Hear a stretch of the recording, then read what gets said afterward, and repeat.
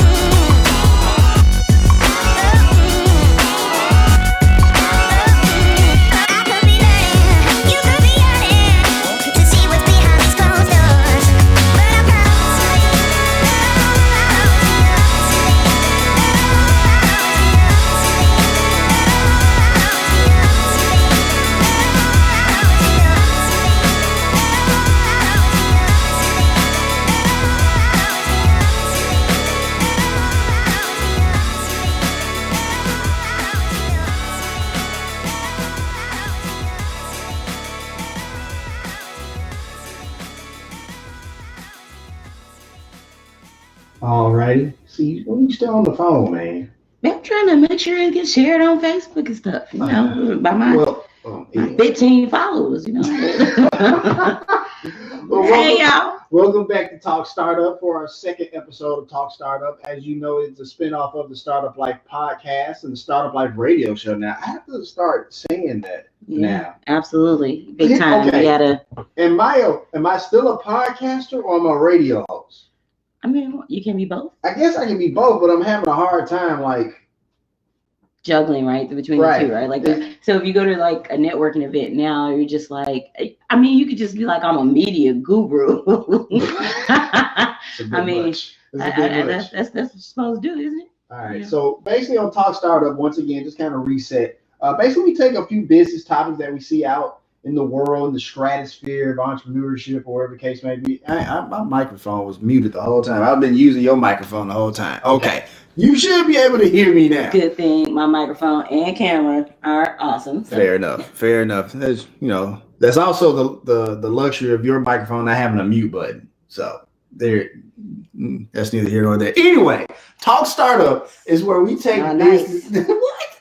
We take business topics that we hear in the world, the news, and things of that nature, and we just kind of give our commentary on it and things of that nature. So, before we get started, though, like, did you have what wins did you have this week? Did you have any wins this week? Okay, clearly not this one where it's talking about. It's working though. Hey, look! Hey, at least I know it's working. All right, how do I mute this thing? I think I did it last time. I just watched the feed or whatever, right? So I can see Hi, Millicent. Hi, I have other viewers. I can't see my phone. We got 5 whole viewers. I know, man. Yes. 2 of us. Michael Jordan fist bump. Now 2 of them of us. So let's just I'll just turn it down. How about that? Okay, that'll work. Okay, I was trying to see the feed so I can stay up on it. Okay. What wins I have? So the RFP dropped. Yes, it did. I just realized it this morning, even though I've been looking for it for like 3 days. But so I got like a whole 99-page document that I got to scour through, but it's exciting because we get to basically present our case for why we should have some funding for a pretty awesome product. Right. And so, and this is the RFP for the ed tech idea, right? From the U.S. Department of Education. Yes, right? absolutely. So, that'd be cool. I don't really know how much I can say about it, but basically, we're developing a line of ed tech games to help out in ELA classrooms to make things like learning to cite evidence and some other stuff I know our teachers are grappling with to make it a little bit more fun, right, and interesting and actually effective stuff. That it should be fun. I hope so. Maybe. I don't know. I mean, not the writing the grant part, but like the actual getting the money part. Yeah. Oh, yeah, that would be definitely a lot of fun. Yes, that would be a lot of fun. Lots of fun. And helping children, like that part. Yeah. Yeah. Helping children. Yes, absolutely.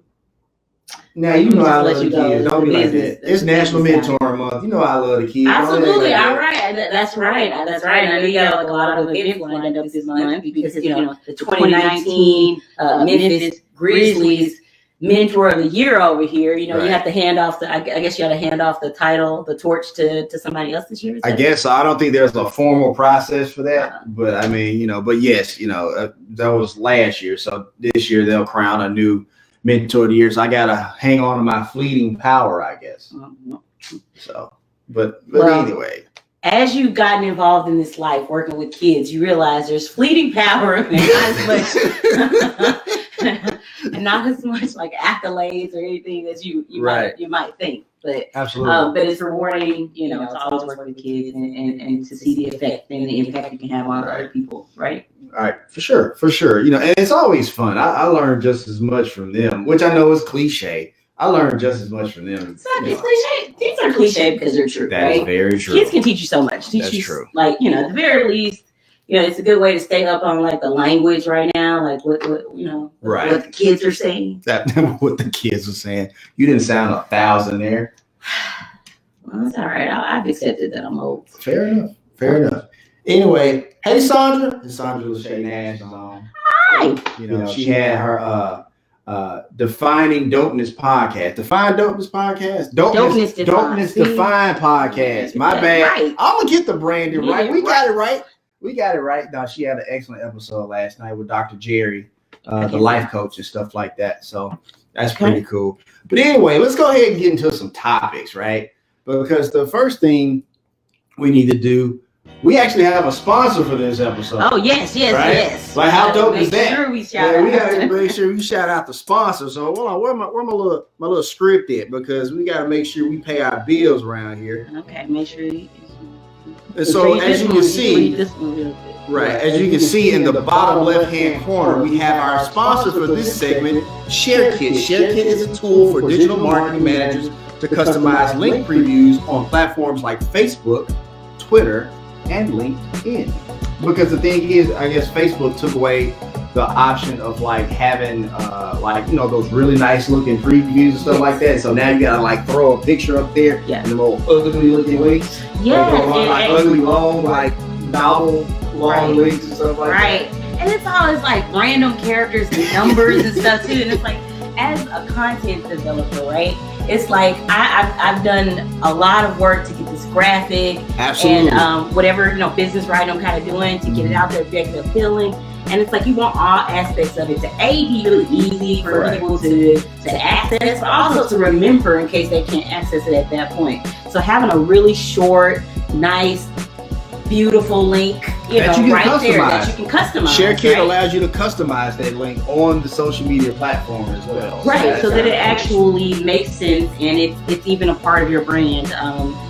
Being that, and I know that's kind of a meticulous thing, right? Like it's a small thing. It's something that makes such a big difference, though, and it really tells your customer that you have great attention to detail. Well, look, people are all about the aesthetics. Let's just be honest. And so, if you have a nasty looking Facebook post or LinkedIn, especially on LinkedIn, yes, if you have an ugly looking LinkedIn post, people are like, I don't know. Like you can be all super credible in the world, but if you have like a ugly looking post, they're like, nah, I'm straight, man. Right, and I mean, depending on what kind of social media, what platform you're on, it might not even be an issue of like just not having that many characters to use. Right. But here, it gives you something that you have something visually pleasing that can go along with the content that you're providing. Absolutely. That's what we always want. Absolutely. So with that being said, we wanted to talk about, we came across an article on Entrepreneur Magazine called The 12 Social Media Trends to Watch in 2020, right? And so, you know, we all know when it comes to marketing, social media is super important. We've just wrapped up a podcast with a brand strategist out in Silicon Valley a few hours ago, Jan Soley. She had an amazing book, Beyond Product. Yeah, that one's just gonna be a good one. Right. When is it gonna be? It's gonna be out in a little while. You know, okay, never mind. You know how this works, right? You know how this works, right? July 17th. But no, we had an amazing, conversation about social media marketing and stuff like that. And so I'm going to be really excited for you guys to hear that episode.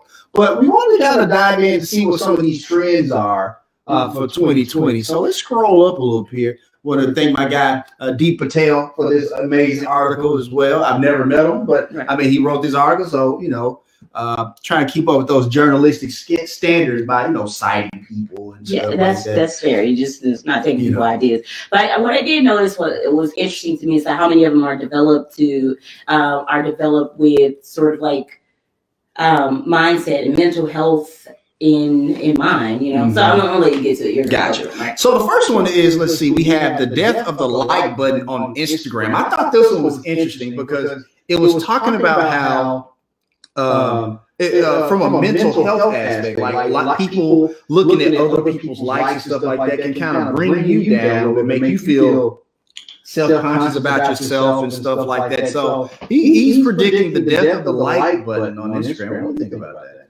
I think it's good. I think the opportunity is there for a business to really think about how that's going to impact, being able to promote, market things, and that sort of thing, right? Hey, Debo. That's Deborah. She's on. Hi. She's watching. Right. There's some other. I know we got something coming up. Right. People gonna want to share this after the fact. Go ahead and share it now because I know that part is gonna be hot topic. But just related to like some of the things that people do on social media is why the ones that have something to do with like mental health are so important. Right. I mean, I don't think it makes sense to look at, somebody else's lives or whatever and feel inadequate, but I know that it's a very, very real thing. Absolutely. More susceptible to it. So on one hand, I think it's exciting, honestly, and really good thing that social media companies are starting to at least consider what the impact of that is. Absolutely. But I also think that it creates an opportunity for business. Like there's going to be a different way that we gather and measure success and reach, right? And so if you're the business or you have an idea about how to do that, like how to come up with these metrics that matter, if we're going to that matter, I'm going to write that one down. That sounds like a podcast episode. But go ahead. Okay. Well, absolutely. I mean, executive producer. We talk about in education all the time, right? Like how we sort of collect all this volume of information. Right. And none of it necessarily translates to the outcomes that we want. And so they're saying that likes aren't a really intrinsic and valuable kind of measure of whether or not somebody's really engaging with the content. Right. A lot of these points are designed to say, okay, we're looking for more authentic and we're looking for deeper connections with an audience. And if you can show me that, I'm willing to invest more money in you. But what does that look like as far as gathering information and, using numbers? Okay. Now you won't be able to go to a company and be like, look, I got 5,000 likes, on this picture, which, on some platforms and depending what the picture is, it's kind of easy to get some likes. As a matter of fact, let me address my shirt here real quick. So. Right. I mean, I feel like there'll be other ways to kind of find the metrics that they're looking for and stuff like that. And because they're actually going to get to later, we're going to talk about another aspect of social media that they'll probably get those metrics from. Yes. But, let's go, here you go. Less emphasis on vanity. I don't know why I keep saying matrix. Metrics. Metrics. New Matrix is coming out. Is that what it is? It's a little early, but you're excited. I might be a little early.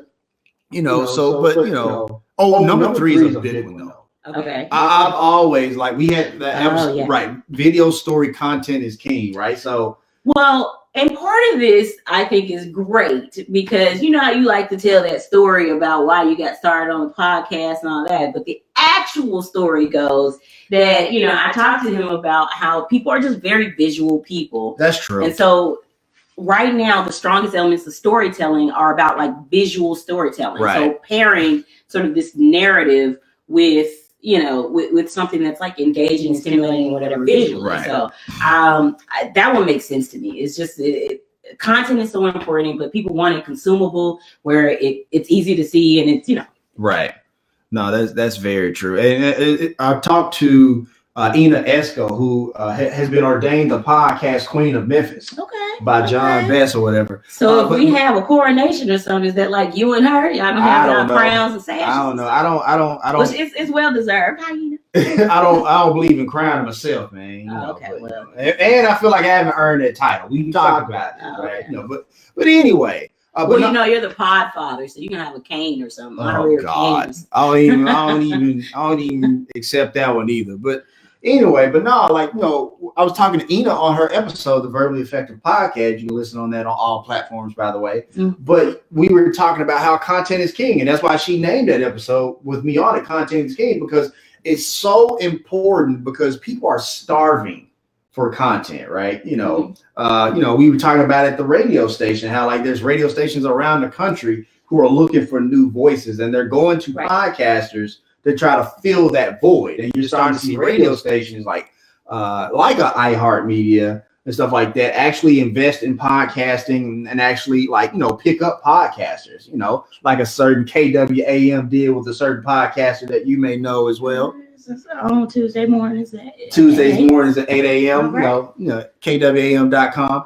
But, you know, it's super important because, like, there's so many people that are looking for that new content. And it seems like everything's getting rebooted.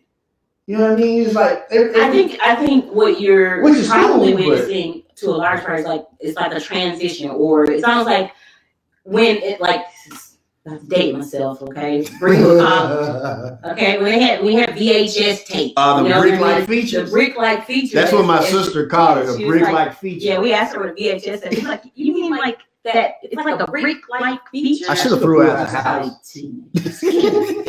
But anyway, like when we converted, you know, you had to go from VHS, and then you tried to get all of your family videos, including like, you know. You know what? Yes.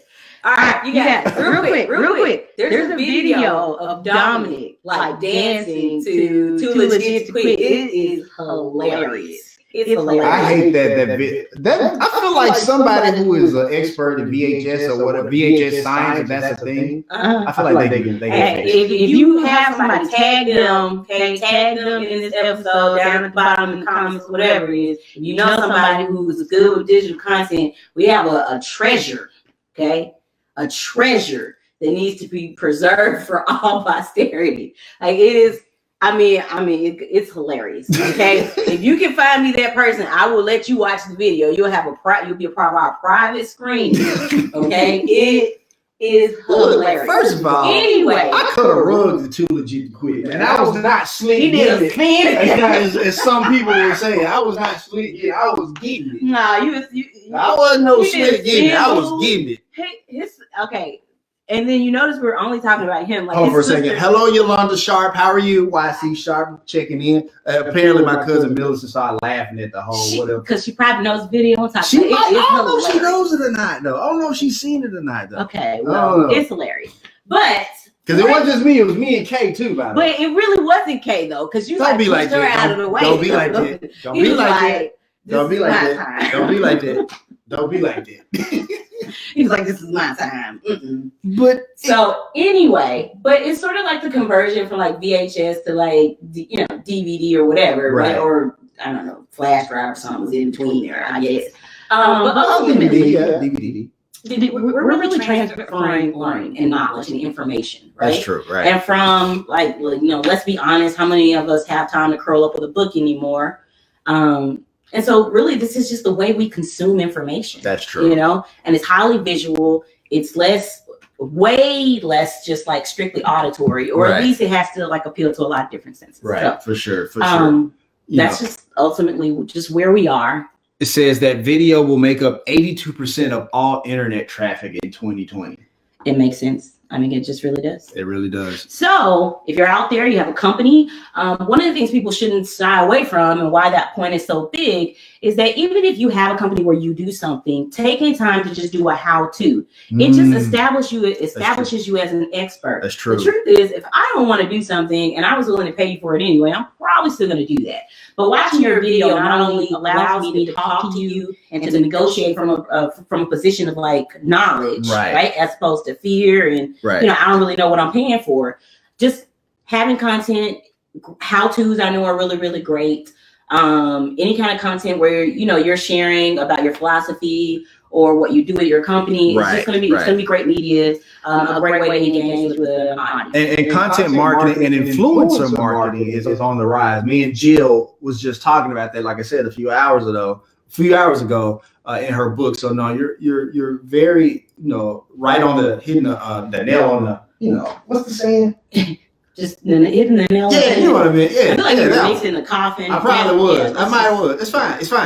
Okay, it's fine. Anyway, which leads us to our last one because I know we got to move on. But TikTok. Ask about TikTok. I don't know. I'm not familiar. So TikTok is kind of like it's almost kind of like Vine, where it's like short videos. They're not like Vine in the sense where it's like 7 seconds, but it might be a little bit longer. But basically. But don't they repeat? Oh, is it okay? So is there? And you guys let me know in the comments. Yeah, I don't know exactly either. Like, it's part of the appeal to it that it's supposed to be like repetitive or whatever, like it repeats over and over again. Or something. I guess so, but I just know like you can just scroll on TikTok and see all different types of stuff. And one of the points that the author of this piece talks about is that Gen Z uses it well. And so they're going to be the ones who really capitalize and monetize it and stuff like that. So I think that's super important on your path to entrepreneurship because, like, look, if your target audience is Gen Z, you might need to be on TikTok.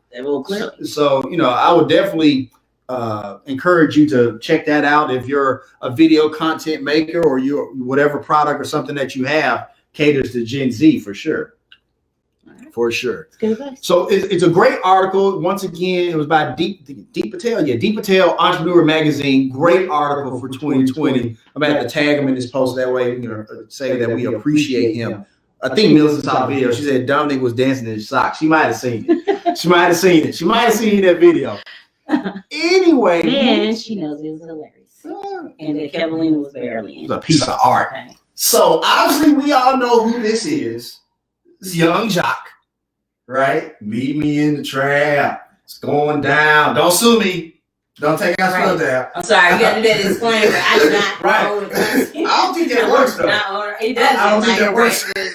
I not own rights. Like we know. Right. Exactly. But anyway, we're giving commentary. So I think free use. Yes. The Free Use Act applies here. So I think we're good. But no, like obviously, many people know Young Jock is in the news.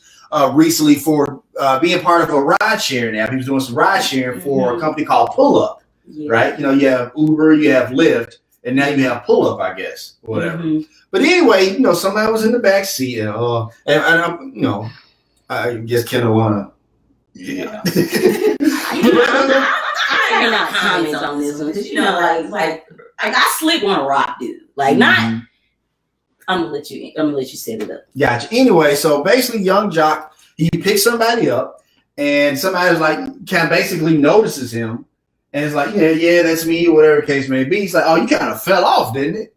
And I was kind of like, oh, okay.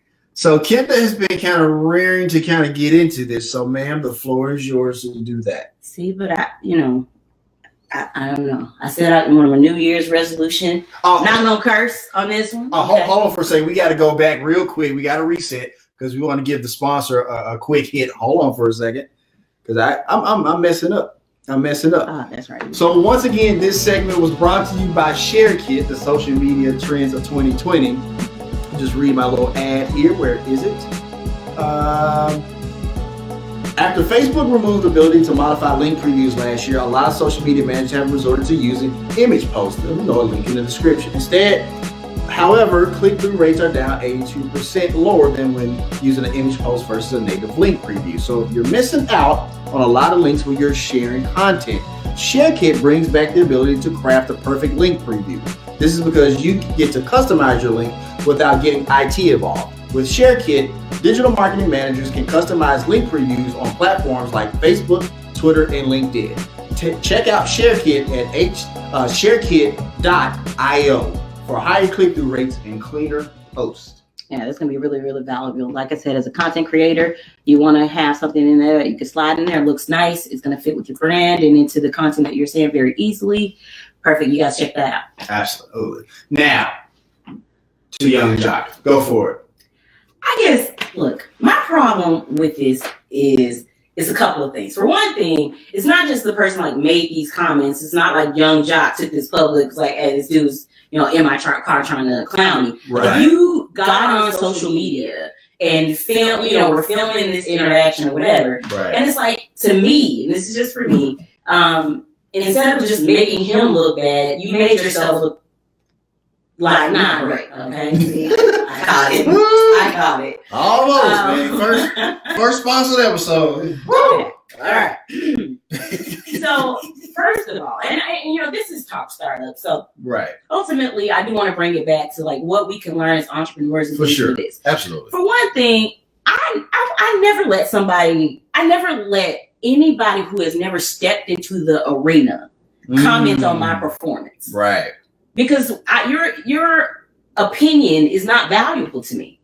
Right. And then the thing is, especially if it's negative. And honestly, some negative opinions coming from somebody for different things. And this is not to say you have to be successful, you have to be on the top of your game, because I think that's part of this young person's problem, which is that whether you feel like he's on the top of his game right now, he's been where you're trying to go. Right, because he's a rapper and stuff like that. Right? Yeah. So I did a little bit of looking, and I'm just like, bro, you got 4 Instagram followers. Like you're ragging on this dude for not being famous anymore. Right. But he's been famous. Like, who he was. You recognize him. Who are you? Exactly. Right? Exactly. And it's like, that was an opportunity, if nothing else, to ask him questions. You could have asked him about the craft. You could have asked him about the game. You ultimately could have asked him, how do I avoid this? And a lot of times people will be willing to help you. Mm-hmm. But instead, you wanted to use the fame of the person you're trying to clown to make you famous. Right? So literally, you're trying to come up off his fame at the same time as trying to like clown somebody.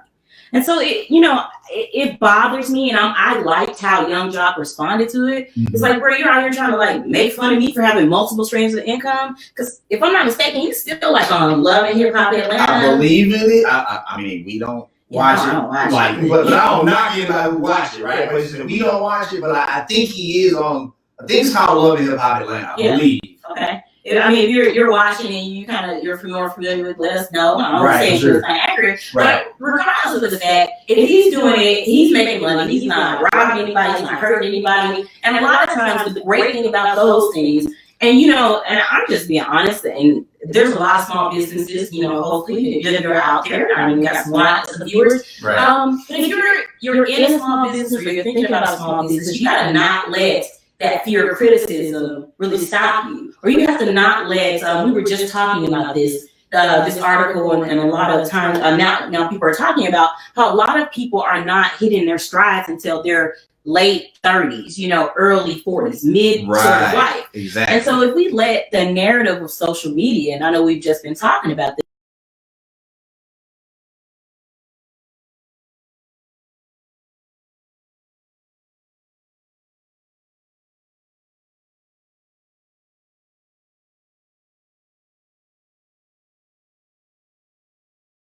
who, that have been where we wanted them to be. Right. And the truth is, even if somebody, I don't even trust anybody who's never failed, who hasn't failed. You know what I mean?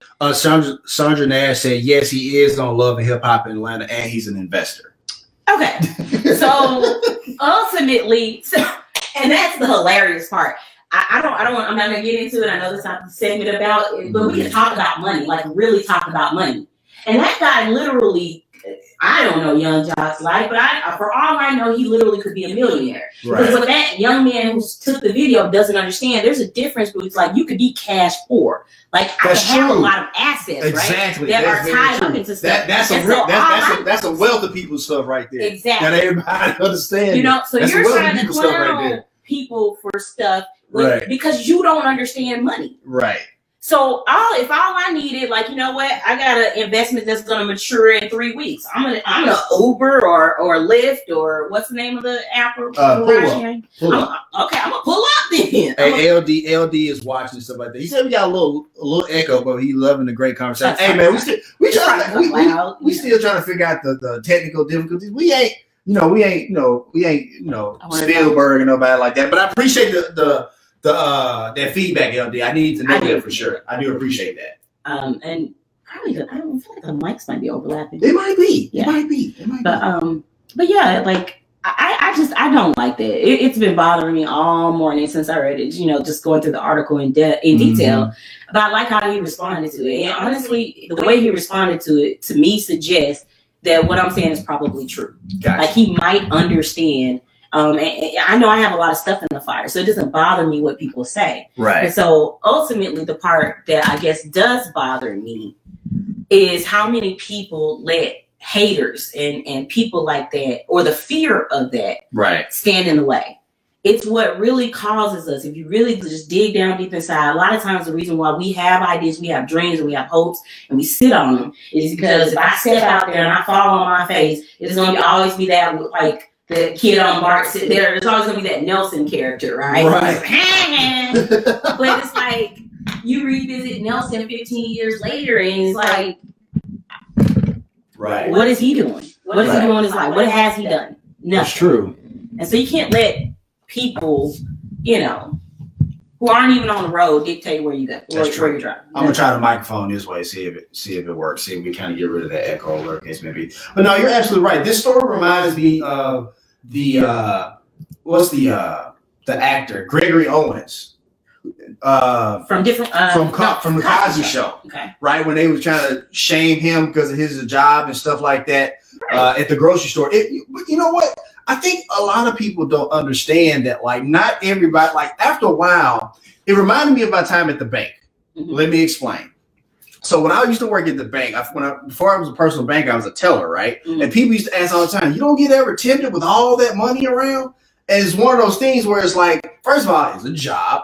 Second of all, I can go to jail, right? Small little problem, I get fired. That's the small problem, right? But more importantly, over time, like, all that money just looks like paper. It's like you get so used to it, it's not that big a deal. And I bet fame is like that too. Where it's like after a while, man, it's like you just want something different. You just want to, like, you know, like how many times have we heard like actors or actresses or whatever, they just, you know, they reach this height of fame and they just go off into the mountains or something, right?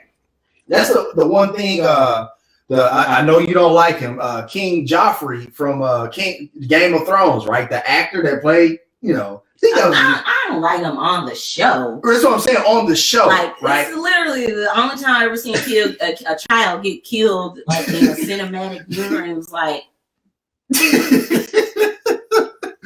like zero sense. But he, you know, and part of the reason why people dislike his character so much, but he got away from, like, he had offers for roles and stuff like that, but he left the screen and just started doing plays in Europe, in London. Because that's what he wants to do now. He said he had enough screen time, stuff like that. So I think that's part of it, right? Like, when you've reached it, you can say I did that, and then nobody can take that away from you. It's literally the reason you knew, like, the kid. I don't even want to, like, say the young person's name, you know, to even give you a little bit of fame off the strength of his name, right? That's the only reason why anybody, whoever posted this, made this news. Right. It's the only reason why anybody posted this in the first place. This particular article we got is from iHeartMedia, so shout out to iHeartMedia. Right. You know, I want to say it's like one of the your favorite, the news. You know? TMZ?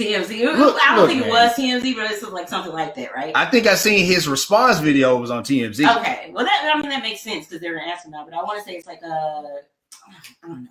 I forgot. But it's Debo said he needed to die. Talking about King John. Yes, he did. Yes, he did. Debo. Well, here trying to kill these kids, man. Y'all just like, talking about like Anakin from, right? Like, yeah. This is like Anakin on Star Wars, man. Y'all terrible people. No, I think this is what people think we deal with on a daily basis, but most kids are great. That child was terrible. Like, he was evil. And he had some issues. He might have had some issues. But anyway, it's kind of like Arya Stark on, not Arya. Yeah, Arya. Mm-hmm. And then what's that kid on Walking Dead? Carl. Carl is never going to be right. He's never going to be right in the head. So even if the world goes back to normal, that child is crazy. Right. Okay. Right. For sure. So there was nothing else that could have happened. Right. But I think this whole story with going back to Young Jock, I think it's unfortunate because, job shaming, or in his case, side hustle shaming. Right. Keep in mind, side hustle shaming, apparently. Right. And you're here in the middle of the day, probably going, I don't feel like. I said I wasn't gonna cook him. Don't cook him. Okay, leave him be. Ooh. He's a child. He didn't know no better. I'm sorry. I actually don't think we're using the right pronouns. What's that? Keep like changing. Oh, that's right. She. That's right. That's right. She. That's right. I respect that. Right. Of course. You still get cooked. We're very tolerant on Talk Startup for sure. But he can still get. She can still get cooked. Of course. Okay? Well, equal opportunity cooking right here. Exactly. I mean, because. First of all, you want to clown somebody, right? You want to clown this dude who had a whole music career. Like, I listen to the music. It is garbage, okay? Not Young Jock's music. Not Young Jock's music. Right. I told you I don't want to say the person's name. That's right. I feel like, again, you should get any fame. You should stay with your 4 Instagram followers, okay, and not gain one. What? Is that all it was? Just 4? I don't know. How many following though? How many she's following? How many she's following? She has posted is about how she only got 4 followers or whatever. And it's not like I have like a crap load of followers or whatever. I'm mostly on Twitter. Right. But at the same time, don't try to roast anybody like you are nobody. Instead of what are those? Like, who are you? Right. Who are you? Who are you? Your lyrics is trash. Okay, I was about to talk about the. Do we need to move on? Keep in mind, this is a sponsored show. I don't want to scare Share Kid. I want straight Memphis be like laughing, ain't it? Right. I want to, scare Share Kid off where you can get your, use Share Kid to have your links look beautiful and customized when you post on LinkedIn, Facebook, and Twitter. Well, the kid needs to get Share Kid so you can have a link to his garbage music and get some more followers or something. Like, I'm pretty sure you got like a whole 8 off of this incident, but I'm pretty sure what's going to happen is that people are going to show Young Jock some support. I might even go, what's the latest album? I got you. Well, I asked Siri to play some music of his earlier in preparing for today's show. Right. And my music was a whole hit. Right. You had a few of them. Right. At least some songs that I like. Music as a whole was a hit. Right? I have been famous. I have been where you're trying to get to instead of actually using this as an opportunity. And I know I said this a lot this week because I was talking to the kids over can I say the high school? Yeah. Over at MLK High School. Mm-hmm. I've been doing some volunteer work with kids talking about entrepreneurship. One of the things that National Mentor Month. Yes, absolutely. So which is funny. I'm sorry, real quick. Young Jock was talking about he volunteers at the Boys and Girls Club, which is why he did this to kind of show them there's other ways to hustle. But it's just it's just crazy. Right, exactly. The irony of all. The irony is you have. Hey, Ebony Wright, our personal banker, Ebony Wright. Yes, absolutely. And Fahara is watching as well. Hey, what's going on? All the way from San Diego. I know. He done left us, man. No, you got to be good weather too. Right, but anyway, I mean to cut you off. We're gonna come visit you and show up at your house.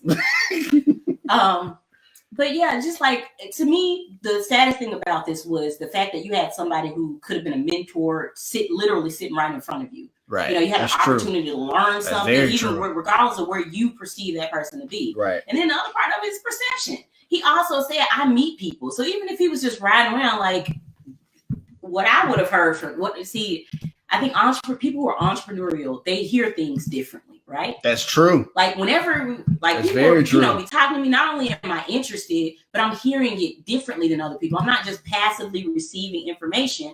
I'm literally trying to think about, well, what is it, that I can learn from this person, not get from this person. Because I think that's a lot of times that's what people are thinking. Right. And that's what that young person was thinking. She was thinking that right now, if you're, giving me a ride somewhere, whatever you do in this ride share, you have nothing to give me right now. That doesn't mean somebody doesn't have anything to offer or teach you. That's and true. So it just, it's a shame. As we say in Memphis, the short cheese. If you're familiar with the movie Choices, the short cheese. And even if, it's literally the shout cheese, which is that he's, Ubering just to I just need a couple extra dollars. He's pulling up. Right. That's the name of the company. He's pulling up. Okay. Right. They didn't pay us. This was supposed to be our rideshare chronicle segment, but the thing is, with the whole thing with Young Jock, we just thought it was an opportunity to kind of just really talk about it, right? And that is true. But so I'm just thinking about how much opportunity there was being. Like I would have been thinking about this, he said he meets people doing this. Maybe I need to go out here. I'm in Atlanta. Atlanta's industry is growing. There's now all types of Hollywood types. Like you never know. That's true. And I think that's an interesting. That's what I'll just leave it there.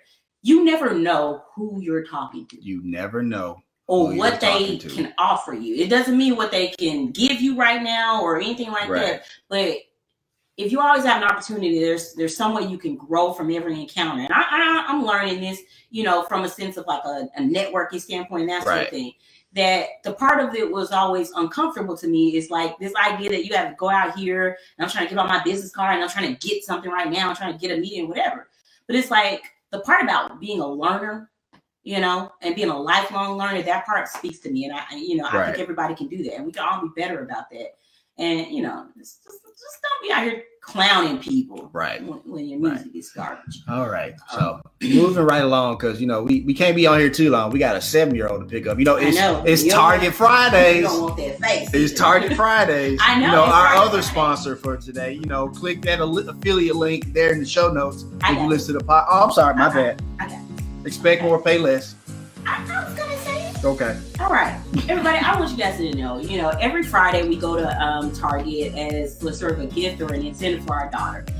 If she has a good week at school, she pretty much gets, they use a color system. I'm not going to get into it, but basically she has to get a green or better on the rainbow spectrum. Okay. Right. And ultimately, pretty much Zoe has, I'm gonna just call it a scam because she, for the most part, she'll make sure she has like a nice little green situation every day. Okay. Right. Which is just the bare minimum. And then if I start asking her questions like, it's green a couple days in a row, she'll bust a purple or something. Right. Okay, asking questions. Which is what she did yesterday. Yes, right. So she was just like bust a purple or something, just going there. Okay, I'm super good today. Just make sure I lock this up. But anyway, whenever our daughter's good, we take her to Target on Fridays. They have mermaid slushies.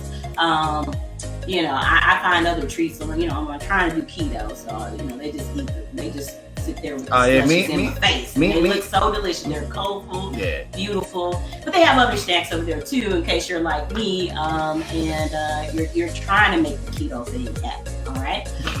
Usually while they're doing that, I'm also across from them at the dollar section. That's my favorite section. I think the favorite section of a lot of teachers. Right. And then when we're done with that, we mosey on back to the toy section. Usually there's an LOL doll waiting in a box to be unboxed and have confetti pop out of it. All right. But ultimately, Target is a great place. We buy our clothes from there. We really are a Target family. We are. That for sure. And if you are just, the weather's been getting you down, you don't want to get out of your house, you can always order off of Target.com. Wherever you go, whenever you buy from Target, you can expect more things. Absolutely. Shipping, when you have over $35 in purchases, shipping is free. Mm-hmm. And so if you listen to the podcast, make sure the link is in the show notes. Click that link, go straight to Target and shop away. Yeah. Oh, Valentine's Day is coming up. They have a lot of great stuff, by the way. I know you didn't particularly like it, but we just got this waffle maker that makes waffles in a little heart shape. I don't mind. $10. No, $5. I don't mind. It don't bother me. Really inexpensive, really affordable. So, you're going to have a nice little Valentine's Day. Well, probably what's gonna happen is like it won't be on Valentine's Day, right? It's like I'll mean to do it on Valentine's Day, and it's like I'll get busy, and it's like it's 2 days later. It's fine. Happy Valentine's Day on the 17th. Let's do it. Pretty much. All right. Either way. Anyway, so moving right along, I thought it was a very interesting thing that happened with the WNBA and the CBA. So basically, the WNBA and the league came to agreement with their new CBA, which lasts from now to 2027. That's going to provide a lot of perks for WNBA players, which is long overdue. Yeah. Long overdue. Don't get me wrong. Like as a capitalist, I'll say we all know the WNBA doesn't make money. It has not generated a profit as any other. It's subsidized by the NBA, the men's league, the men's league or whatever the case may be. But for what's Freudian slip, the man's league. Yeah, exactly. Yeah, I know what era we in. I get it. I know correct it, Dominic. Right. I know what era we in. I get it. But hashtag me too moving on comfy.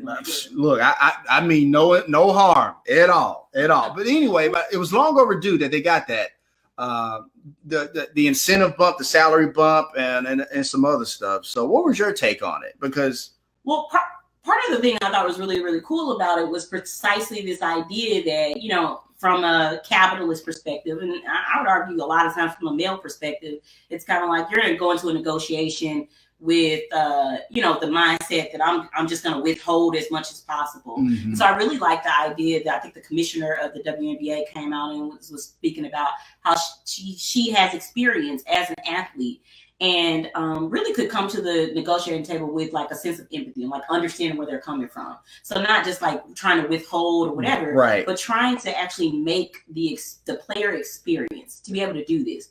Like the reality is, at least, for the foreseeable future, they're not going to be making anything in terms of the salary, right? Like the actual cash, salary or whatever benefits that the NBA does. Right. But what they could do is create it and make it a more welcoming environment for, sometimes young mothers who are going to play this sport. Right. Or for a 6, some of them are still like they're really tall. So a 6'5" person should not be riding in coach if they can't, right. You have the money to do it. So even just like some simple things like changing their accommodations and how they travel, not having to share a room like a grown person with children and stuff. Why am I sharing a room like we, right, on a senior trip or something? Right. And that's exactly what they addressed. It's one of the few CBA negotiations that it was probably the only one I've ever seen where the players got just almost everything they wanted, like across the board. Because those two things are related, right? Right, exactly. They got the salary bump. Mm-hmm. They got the move from coach to it's not necessarily first class, some premium economy class, elite or something like that, whatever that is, which is like right behind coach, I guess. Okay. So I ain't never been in first class. So I don't know. It might be first class. It might be first class diet, first class or something. I don't know. Right. But first class light, I'll take it. Right. But they also get their own hotel rooms, and stuff like that. And they also get the childcare accommodations, the ones that are nursing, the reimbursement for adoption or fertility fertility treatments as well, up to $60,000. Right. But also the WNBA has committed $1.6 million, which I know is not a lot of money.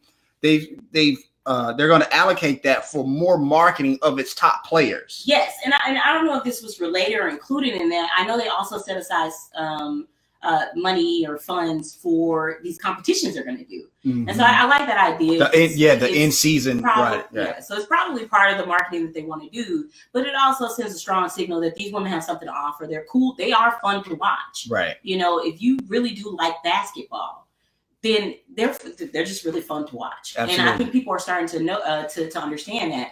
One of the things I looked at while we were kind of like researching this was that I know attendance at games has dropped maybe like 3.5%, but watching them on TV has increased by 64%. Absolutely. And I think we just talked about how important video and a lot of social media is going to be. So I wonder if there's even a larger deal in the works maybe for being able to watch them on that kind of content on streaming. Right, exactly. They generate about $60 million a year, and $25 million of that comes from ESPN broadcasting their games exclusive and stuff like that. I think it's important to point out that one, where the WNBA is only 23 years old, right? And so at the 23-year mark, it has actually grown faster than the NBA did at its 23-year mark. Now, granted, let's be fair. We seen the black and white tapes of what them games look like, right? Let's call a spade. But that's something to kind of, to cheer or whatever. But also, and this goes from an entrepreneurial standpoint, right? A lot of times, people who are detractors are like, they shouldn't have got this, they shouldn't have got that. And they say the same thing when it comes to U.S. women's soccer, right? Even though they're world beaters, right? They have started generating more revenue than the men's game. It's talking about soccer or whatever the case may be. But that's neither here nor there. That's an argument that you can make for like, they have proven that they can generate revenue. Right. But in the WNBA sense, this isn't that argument. The argument here should be, this is an investment, right? That you're trying to culture and cultivate the women's game here in the States. Because one of the reasons that I love that they're getting just about everything that they wanted, this prevents them from having to go overseas to have to play when it's not the summertime when the WNBA league. So that way that keeps them more here, because once again, another thing that's going to be that was in the CBA is more job training for off season and stuff. Exactly. Right. Well, so I think there's a lot of lessons, again, you take away from this as a company, and the right. WNBA, it's a company, right? Right. And so just like creating a welcoming environment where people feel not just comfortable, but they feel like, they're growing, or that you recognize potential in them outside of like these few years that I'm going to be able to play. Right. And so those are just things that we should always be thinking of, like, we're business owners. Like, how do we, even if I can't necessarily pay more, I can sometimes contribute to a better environment. Absolutely. Absolutely. And people, I would imagine this is really going to endear the women that played them to the organization, as opposed to, I know a lot. I know you were listening maybe about a few months ago to a podcast about this, right? Or the Dinah Taurasi and a few other people playing in Russia. Playing, I think it was Russia. Okay. I think it was Russia. Yeah, but I know what you're talking about. Right. And so a lot of their experience are talking about that. Like literally I'm over here. Some of the experience was not that great. And so it makes you, on one hand, really thankful for the country that we have as a whole. That's true. USA, America. Right. Okay. America. All right. But at the same time, just reluctant. That was for Sam, right? Yeah, that was for Sam. That was for Sam. So y'all can stop watching me. Ain't nobody watching you.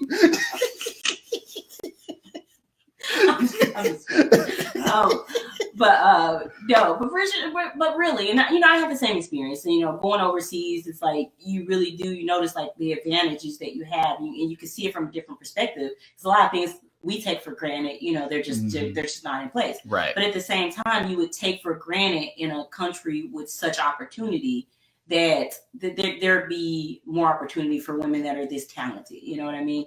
And so they wouldn't have to go over to another country that literally, just to hear them speak, they got treated like royalty, and they got treated like they were special, and they are, and like they have a skill set that we've already established is valuable to to people, and we enjoy watching. Why not, at least make the attempt at being fair with that? So I was really excited about it. Absolutely. And I just imagine. Hopefully there were some female lawyers and some, all the people involved in this were female. That'll just be my dream. It's just black lady courtroom, almost kind of situation. Black lady courtroom, right? But it's just, like even just like it doesn't have to be a black lady. For sure, absolutely, like, women absolutely. Being here and saying like, this is what we're going to accept and this is what we're due. Right. Part of it is time. It probably didn't get a lot of pushback because, it's just around this time right now. So ladies, I don't know if I want to say capitalize on it, but we definitely could take advantage of the heightened sensitivity to fairness and just, be thinking about renegotiating contracts. Right. And, at the very least, just not being afraid to say, that I offer something that's of value. This is a product, and it's one that's worth investing in. And so I loved it. That's one of the things Josh asked me on his Business of Sports segment this past Tuesday. It's like, do I think this was just great negotiating, or do I think it was, like a sign of the times and stuff like that? It's a lot of both, right? The Me Too movement, not just in sports, but also in Hollywood with like paychecks and movie roles and stuff like that. So it's a little bit of both, but all that being said, it's deserved. And it's not necessarily for the players who are playing right now. It's for those future WNBA superstars. So that way they can come into a league and not feel like that they have to go overseas to supplement and capitalize on their playing window. Because one of the things I imagine, and I don't know this to be true, is that when you're playing overseas, who are you leaving behind? Your family. Right. So I just imagine also the accommodations and things might actually make it just more feasible in some ways or something. But I think, to me, it is just a sign. It is a sign of the times. Right. If nothing else, it's just like with everything else. Other racial barriers, gender ones are going to do the same thing. They're going to fall like dominoes. First, it's like, okay, well, women should get this. I mean, what are they doing? They can't even dunk. Gotcha. So as some of these perceptions and things start falling, it's like, I think that's the investment that that they're making, which is that you can start to see if there's more access to it, and we can attract really people who are willing to do this and leave their family for, I think for like a base salary for a player or something, for some people it's increased by almost like three times. Absolutely. I think it was like $35,000 at first or something like that. And I'm gonna be the first one to say we should pay teachers more. There are teachers that make more than that. That's crazy. That juxtaposition between the two. And I think teachers should. Right. Exactly. But that's just absurd. We've already established that being able to play basketball at this level is a thing of value. Right. So, absolutely. Right. It's inconsistent. It's illogical not to apply it at least across the board. Like I said in a social media post weeks ago, like this, athletes get paid based on how much we value where we spend our time, where we put our money. Teachers get paid the same way. Yeah. It is what it is. But moving right along, and once again, like I said, when it comes to WNBA and CBA, it's not about what you did for me lately. This is an investment. This is an investment in the women's game to make it, cultivate it, make it bigger, make it better, and stuff like that. So this is a good article. You guys should, definitely check it out. Mm-hmm. For sure. So lastly, before we cut out, because it's once again it's Target Friday. Yes. You know how today is the last day you want to be late. That's true. And you know how when she needs me that one time, I was like, I felt bad for you. But anyway, we came across an interesting article from Forbes this time, from my guy Jack Kelly, who's a senior contributor there at Forbes. Appreciate that, Jack. Talking about how how taking control of your time will make you successful and happier. You know something a little about that, don't you? Yes. So this is one I got earlier in the week. I think we kind of talked about what we were going to do. So I guess I in my mind, I was going to put some of those things in practice. And so you might have seen a post from me recently where I was saying, I went through just the things that I just don't value with my time. You know what I mean? And it's like, if I could cut back on things, let's start with small things and we'll build up to even bigger things. I'll just go with some of the big ones I saw. Like the last one I think is like being able to say no, like saying no, and meaning it. And I think I'm a person where it's like I built up this whole thing. It's like, oh, you just keep asking her and she'll feel bad, and then like she'll do it. And so it's like now it's just like no. When I say no, I mean no. But also when I say yes, I mean yes. And so if I tell you yes, or if I'm agreeing to something, or if I say no to it, I don't want to spend any part of my time kind of reiterating that and saying this over again. I want to make a promise to myself. I'm not going to spend a lot of time in 2020 that I can't get back sort of repeating or telling people or giving even the same advice. Right. And I'm pretty sure there's some people out here, you kind of have the same thing, right? Where it's just like, somebody call you and they literally ask you the same question, or ask you the same advice, or they're in the same circumstances. And it's like, no, I can't do that part. Because this means that if it's like I'm stuck and I'm repeating the same day, like Groundhog Day, then I'm not moving forward. And it's not an effective use of time. And so it's like, another thing I want to get better with is how I communicate with people, right? And so like sometimes, we just send these emails, and the way we phrase them, it makes it where it's like we have to do like 4 exchanges to get to where we need to be. And I think that's another one of them too, which is like, just set a time to like respond or reply to communication, like within this window. So it's not like you always feel under the gun to like go back and try to like comment on it or reply to people.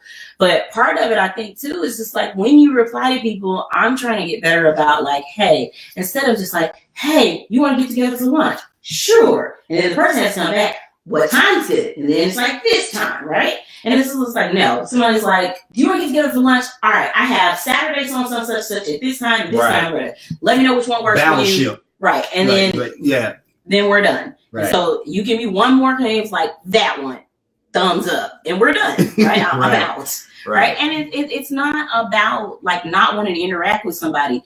It's really about protecting time for me, about protecting other time. And I think that was maybe number one, is to like set it aside, prioritize.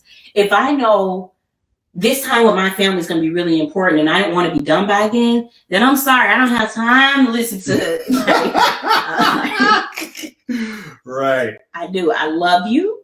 Okay. But when you call me wanting a favor, just rip the Band-Aid off. Right. Or if I need to, if I didn't reply to something or whatever like that, whatever it is, I think we can all do a better job about being more effective about that, right? Mm-hmm. And so it's not rude to me to be efficient and protect other people's time. To me, it's a sign of respect, right? Absolutely. I know that you have stuff to do. Absolutely. And also, if I could just chime in and add to that. No, you're good. No, but like I recently had somebody, and you know how it is, the end of the year is like, hey Dominic, I got this business idea, or I got this podcast I want to launch. I'm gonna reach out to you in 2020, right? It's just like don't reply anymore.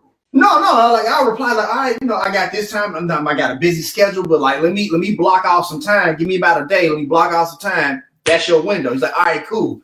Blocked off the time, gave him the window, and he's like, all right, cool, I'm gonna call you. I haven't heard from him since. Well, that's what I meant. Like they just don't didn't show up, right? And it's right. Like, so like keep in mind, I moved. I ain't gonna say literally heaven and earth, but moved a lot of stuff to create that window for you, and now just kind of like don't even show up. And so it's like I think entrepreneurs and like people who and other people just value their time differently. You know what I mean? One of the things that you talked about this past Tuesday on Startup Life, and you had Ojina, absolutely Ojina on, and he talked about this. Like when you're an entrepreneur, you really honestly you have to sit down. You have to have hard conversations with your family, especially if you're like me and it's like you created bad habits about when people kind of engage with you, you know what I mean? And it's not conducive enough. That's Ojinga right there. That's me talking to him this past, what day was that? Tuesday. This past Tuesday, there in the studio. We had an amazing conversation. But go ahead, I didn't mean to cut you off. But one of the like really profound things he was talking about was like this idea of time. I talked about how entrepreneurs see things differently. One of the things we definitely see differently is time. Mm-hmm. And so I think a lot of times people, and I understand because I probably would do the same thing if I didn't have these experiences. Because I know when I used to work a job, you know how you just like all right, I could probably burn like 30 minutes if I just, go to the water fountain real slow. Right. And then, stay in the bathroom. They don't know how long it takes me, you're trying to like burn time. Or what Ojinga honestly said, which I think is actually probably the heart of the matter, is like, I think when people hear entrepreneur, they assume unemployed. And I think, sometimes that's that's because people out here saying they're entrepreneurs.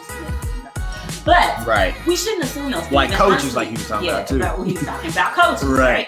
And so it's like, no, the truth is, when you're an entrepreneur, so much more of your time has to be, what's the word? Like protected? Not just protected, but when we watch Marcus Lemonis, he talks about how every single spot in your store needs to be monetized. So right. So our time has to be monetized. So every minute, or I'm doing something else, or devoted to this or whatever, is literally a minute I could be getting paid for it. And it's like it's not that thing where it's like you earn a salary or you get paid for an hour. And then so as long as you are physically on the premises for that hour or whatever, you're technically employed by the company for that year, you're going to get paid that money. It doesn't work that way for us. It is not. And so when you hear entrepreneur and assume or kind of interpret that as unemployed, then you start reaching out and like, well, you know, go get them. They can pick up my kids, or they can, you know, you can do this or whatever. And just not understanding that like time does work that way. You could probably take a lunch break, right? A paid one in a lot of senses, right? That's true. And go pick up and do this. But for me, it doesn't work the same way. And I have different calculations like gas and like all of this other stuff that really I don't think always comes into play or you really think about. And you know, the interesting thing for me is that people, whether they are really conscious about it, they value their time quite a bit. Jinga's watching. He just gave it a heart to what you just said. Appreciate that, I was listening, see? But they value their time quite a bit. They do. Right? But when it comes to you, it's like the statements that you get are just like, oh, it'll only take you so and such and such. Bruh, come on. So it's like, wait a minute, if it was that easy and simple, you would be doing it. So it's like, right. What really you understand as an entrepreneur is like that those words are cliche for a reason. It's true. Right? That time is money. And the truth is they're both currency. You know what I mean? Like they're both currency. And you can spend time or you can spend money. And so understand, at the very least, if you're gonna still ask for a favor, that basically if you're asking an entrepreneur to go do this, to take time out and do this, they're basically handing you however much money, right? Said, no doubt. No doubt. See, now I feel like I'm onto something. Like he was like, you were awesome. Like you guys were awesome on Tuesday. You guys got it. Like if you haven't heard it, go back and check out the episode. It's really good one. And the one from the week before. Absolutely. And as you can see there on your screen, that's the footage of me and Ojinga kind of chopping it up in the studio about, you know, fake coaches that he's going to war on for 2020. So you add fake entrepreneurs in there too. Yeah, fake. It's the same thing. You're Absolutely. messing it up for everybody. You are messing it up for everybody. Yeah. So now we have all these people just like, hey, can you go do this? It's like, right, this RFP. Right, you know? Exactly. That's 99. Anyway, so, you know, we're going to go ahead and start wrapping up here. We hope you like Talk Startup. This is our second episode doing it. As you can see there on your screen, once again, that's my conversation with Ojinga Carr, certified high performance coach. I got it right this time. I was struggling. I was, as we say in Memphis, struggling. But I got it though. Ojinga said we call them entrepreneurs. He's absolutely right. Okay, you're right. I shouldn't even grace you for that title. Exactly. But you know, we this show is growing. Startup Life is growing, which is why we created the spinoff show, Talk Startup. So if you want to sponsor us, you know, you can grow with us. You know, $50 a month is where we start off with sponsorship. You know, that is not a lot of money. Being on radio, we are servicing 1.8 million people in the Memphis area. We talked about how content is king. So one of the things that you can also make a good decision about is, you know, just attaching your brand to some other content.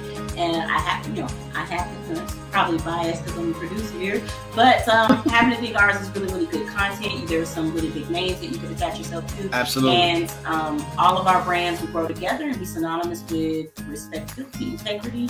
Absolutely. You know? Absolutely. And some of those big names that we talked about earlier, you know, we actually have some dates now, you know, but we're going to talk more about that. You know, if you want to know what those dates are, if you don't know what they are already, make sure you listen to the show at 8 a.m., 9 a.m. Central Standard Time on KWAM, The Voice, AM 990, 107.9. You can also listen to it on their website as well to be simulcast, or you can follow their Facebook page as well. Sandra Zaz says she needs to advertise NBA. Hey, let us know.